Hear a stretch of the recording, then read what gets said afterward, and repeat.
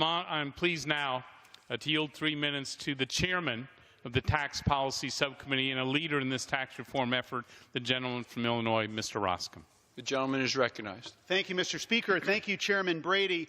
Mr. Speaker, my friend from Massachusetts said this was a missed opportunity. This is no missed opportunity. What we're witnessing is the seizing of an opportunity.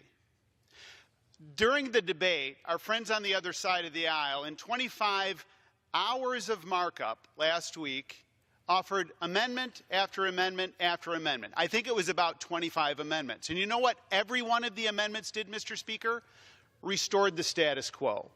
Put something back in, put another thing back in, defend something else, and so forth. There was no comprehensive offer of an amendment in the nature of the substitute that would have been transformational.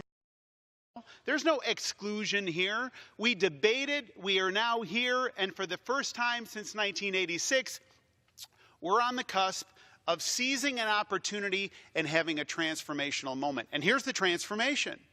When the tax code was last created, last amended 30 years ago, think about it. The internet didn't exist as a commercial enterprise, and yet it has fully developed. And we've got a tax code that was built for yesterday. The global nature of supply chains, they were nowhere nearly as intricately interlinked, and yet we've got a tax code that was built for yesterday. The shared economy, Airbnb, Uber, Lyft, all of those things, they didn't exist. And yet we've got an economy that was built, we've got a tax code that was built for yesterday. Who does the status quo benefit, Mr. Speaker? It benefits the few.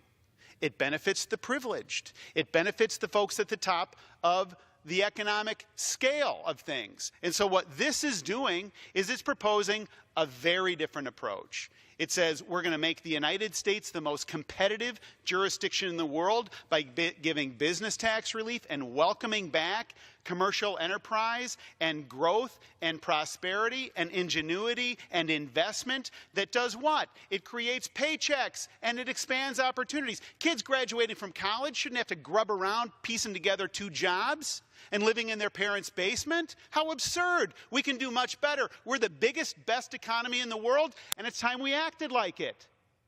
This is transformational. And to lean back and away from this and say, oh, this tax code is a natural disaster that is just too big and it's too overwhelming that we can't deal with, nonsense. We fundamentally reject that.